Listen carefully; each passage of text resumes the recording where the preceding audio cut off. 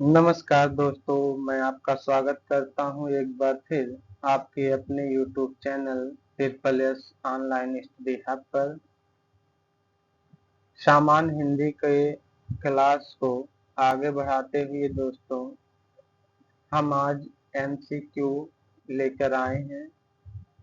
पिछले वीडियो में हमने अल्फाबेट वर्णमाला को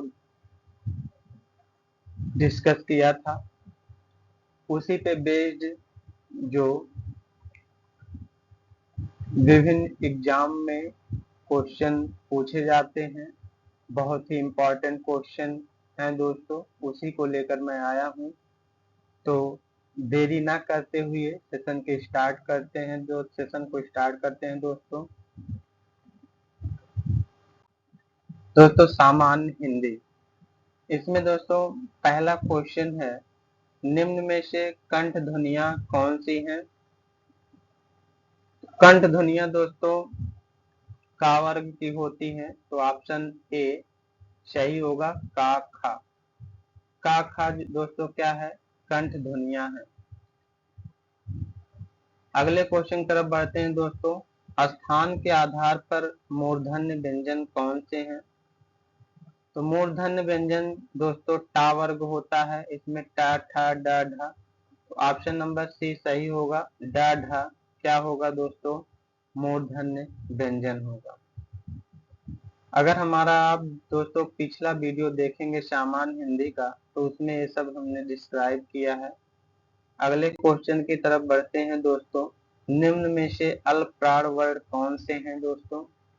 तो अल्प प्राण दोस्तों जो है ऑप्शन नंबर बी सही होगा, का ग क्या है दोस्तों? अल्प प्राण है। अगले क्वेश्चन की तरफ बढ़ते हैं दोस्तों। अगला क्वेश्चन है, निम्न में से नासिक के व्यंजन कौन सा है दोस्तों? तो नासिक व्यंजन क्या होता है दोस्तों? जिसको बोलने पे नाक का यूज जो है बहुत ज्यादा करना पड़ता है, जैसे इया इया करो तो आवाज जो है नाक से निकलती है दोस्तों। ऑप्शन नंबर बी सही होगा, इया क्या है? नासिक व्यंजन है दोस्तों। अगले क्वेश्चन की तरफ बढ़ते हैं दोस्तों। ए ए वर्ड क्या कहलाते हैं दोस्तों?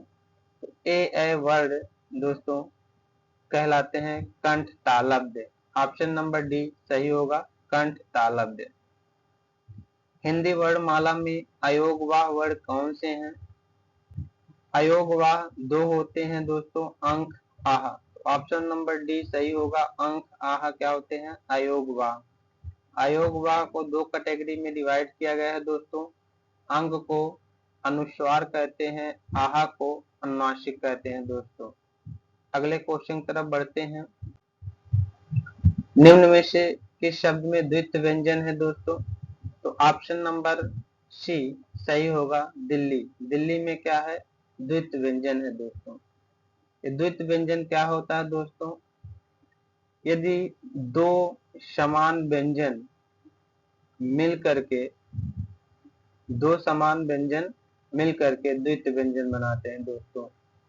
इसमें एक अक्षर जो होता है समान व्यंजन का विसर्ग को हलंत लगा होता है, हलंत का मतलब ये आधा ला, ठीक है। और दूसरा अक्षर ही सेम जो होता है पूरा ला होता है दोस्तों। क्या होता है? पूरा ला। तो दिल्ली में दो अक्षर सेम एक ही साथ आया है, एक हलंत के साथ है आधा ला, एक पूरा ला दोस्तों, इसलिए क्या है? द्वित्व व्यंजन हो गया। ऐसे दोस्तों एक होता है संयुक्त व्यंजन। संयुक्त में दोस्तों ये जरूरी नहीं होता कि दोनों अक्षर सेम हो। जैसे संयुक्त अक्षर में दोस्तों क्या होता है? ए छा। छा क्या होता है? संयुक्त व्यंजन होता है, लेकिन ये जो है किससे मिलकर बना होता है? का प्लस शा से मिलकर बना होता है दोस्तों। किससे मिलकर बना होता है? का प्लस शा से मिलकर बना होता है दोस्तों। अगला क्वेश्चन है दोस्तों, शा शा हा, मतलब शा बड़ा शा छोटा शा हा कौन से व्यंजन है दोस्तों? तो ये दोस्तों होते हैं क्या?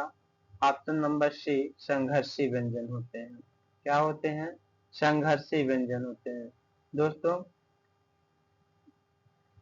संघर्षी व्यंजन जिनको बोलने में जैसे थोड़ा जो है संघर्ष करना पड़ता है, बोलने के लिए क्या करना पड़ता है, थोड़ा सा संघर्ष करना पड़ता है, उसको क्या कहते हैं, संघर्षी व्यंजन। दोस्तों एक आया है प्रकंपी। प्रकंपी जो होता है दोस्तों, जिनको बोलने में जो है हवा जो है जीभ में जो है लुढ़कती हुई बाहर निकलती है, इसी को एक नाम से और जानते हैं, लुंठित। प्रकंपी को एक नाम से और क्या जानते हैं दोस्तों, लुंठित नाम से जानते हैं। अगले क्वेश्चन की तरफ बढ़ते हैं दोस्तों।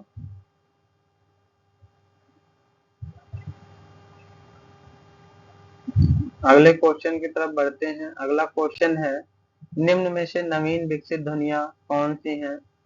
दोस्तों एक क्वेश्चन जो है सारे जितने हम बता रहे हैं किसी ना किसी परीक्षा में पूछे गए क्वेश्चन है। तो जैसे है दोस्तों, ये वाला क्वेश्चन जो है रेलवे में पूछा गया क्वेश्चन है। तो इसमें देख रहे हैं वर्णमाला आपने पढ़ा है दोस्तों, इसमें जो खा के नीचे डॉट है और गा के नीचे डॉट है, ये उसमें नहीं दिया गया है। इसका मतलब ये क्या है, नवीन विकसित ध्वनियां है और सब है। तो ऑप्शन नंबर ए क्या होगा, खा के नीचे डॉट ग, ख ग, ये क्या है, नवीन विकसित ध्वनियां है दोस्तों। निम्न में से कौन सा घोष वर्ण है। पिछले वीडियो में हमने दोस्तों घोष, अघोष, अल्पप्राण, महाप्राण इन सबको अलग अलग कैटेगराइज किया था, डिफाइन भी किया था, ठीक है। तो इसमें ऑप्शन नंबर सी माँ क्या होगा दोस्तों, घोष वर्ण होगा। अगले क्वेश्चन की तरफ बढ़ते हैं। का, ज, ग, फ ध्वनियां किसकी हैं दोस्तों।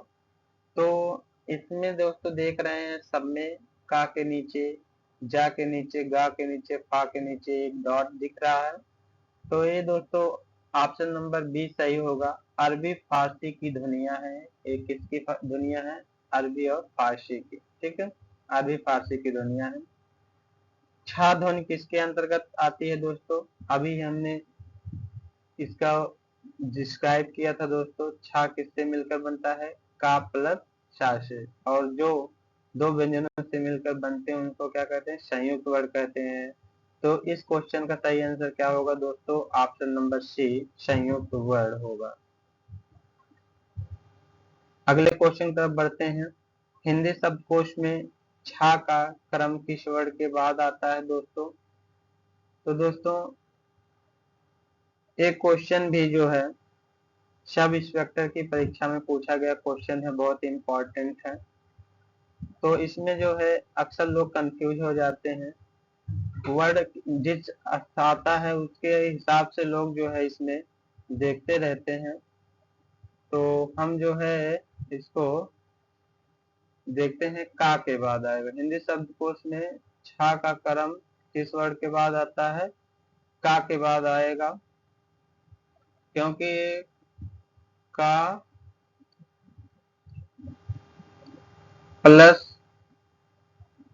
शा, का प्लस सा से मिलकर बनता है दोस्तों, इसलिए इसको जो है हिंदी शब्दकोश में छा का क्रम किस वर्ण के बाद आता है, का के बाद आता है दोस्तों। अगले क्वेश्चन की तरफ बढ़ते हैं। ज्ञा, ज्ञा वर्ण किन वर्णों के संयोग से बना है। तो ऑप्शन नंबर बी सही होगा, ज्ञा प्लस इया से मिलकर बनता है क्या, ज्ञा। ये भी एक क्या है दोस्तों, संयुक्त वर्ण है। अगले क्वेश्चन की तरफ बढ़ते हैं। अघोष वर्ण कौन सा है दोस्तों। तो अघोष वर्ण ऑप्शन नंबर डी सही होगा, शा। शा क्या है दोस्तों, अघोष वर्ण है। घा का उच्चार स्थान क्या है। तो घा का उच्चार स्थान दोस्तों जो है कंठ है, क्या है, कंठ है। का वर्ग के अंतर्गत आता है, का, खा, ग, घा, अंगा, एक किसके अंतर्गत आता है, कंठ के अंतर्गत आता है दोस्तों। अगले क्वेश्चन तरफ बढ़ते हैं। निम्न में से कौन सा वर्ग उच्चार के दृष्टि से दंत नहीं है दोस्तों। तो ता वर्ग जो है दंत में आता है, ता, था, द, ध, न, लेकिन यहाँ पे टा जो है दोस्तों मूर्धा के अंतर्गत आता है, इसलिए क्वेश्चन क्या पूछा गया, उच्चारण की दृष्टि से दंत नहीं है, तो ऑप्शन नंबर डी सही होगा, टा। उच्चारण की दृष्टि से दंत नहीं है तो ऑप्शन डी होगा टा। टा क्या है, दंत नहीं है। जिन शब्दों के अंत में आ आता है उन्हें क्या कहते हैं दोस्तों, जिन शब्दों के अंत में आ आता है उनको दोस्तों आकारांत कहते हैं। ऑप्शन नंबर डी सही है, आकारांत। अगले क्वेश्चन की तरफ बढ़ते हैं दोस्तों। छा वर्ड किसके योग से बना है, अब तो ये जान ही गए होंगे आप दोस्तों, अभी अभी डिस्कस किया था हमने। तो छा जो है ऑप्शन नंबर ए सही होगा, का प्लस सा से मिलकर बनता है दोस्तों छा। अनुनासिक का संबंध होता है दोस्तों, अगला क्वेश्चन है क्या, अनुनासिक का संबंध होता है, अभी अभी इसको हमने डिस्कस किया था दोस्तों। अयोगवाह में दो वर्ड होते हैं अंक और आहा, तो अनुनासिक आहा, आहा बोल रहे हैं दोस्तों, इसमें नाक और मुंह दो चीज का यूज हो रहा है, इसलिए अनुनासिक का संबंध किससे हो जाएगा, ऑप्शन नंबर सी नाक और मुंह दोनों से होगा दोस्तों। अगले क्वेश्चन की तरफ बढ़ते हैं। निम्न में से कौन सा पश्च स्वर है दोस्तों, पश्च स्वर जैसे दो वर्ड समान है आ, पहले आ आया फिर बड़ा आया दोस्तों, तो पहले ये अग्र होगा आ और बड़ा क्या होगा, पश्च स्वर होगा दोस्तों, तो ऑप्शन नंबर ए सही होगा, बड़ा आ। क्या होगा, निम्न से पश्च स्वर क्या है, बड़ा आ दोस्तों। प्रयत्न के आधार पे ला किस प्रकार की ध्वनि है, तो ला जो है दोस्तों क्या है, पार्श्विक ध्वनि है। ला क्या होता है, पार्श्विक ध्वनि है दोस्तों। दोस्तों ये पार्श्विक ध्वनि क्या होता है, पार्श्विक ध्वनि क्या होता है,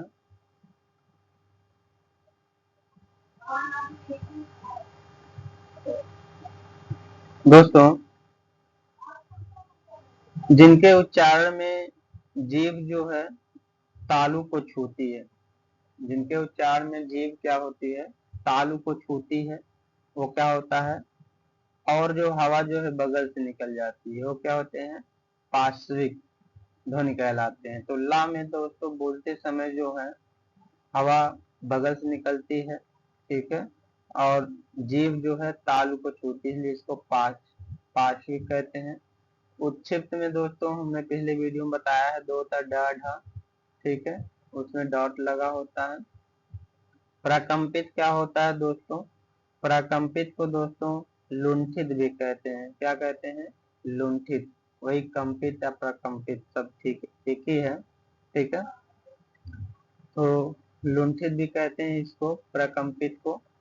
इस क्या होता है, इसके उच्चारण करते समय वायु जो है जीभ के ऊपर से लुढ़कती हुई बाहर निकलती है दोस्तों, ठीक है, जीभ से लुढ़कती हुई निकलती है, इसलिए इसका नाम प्रकंपित और लुंठित दोनों भी है, ठीक है दोस्तों।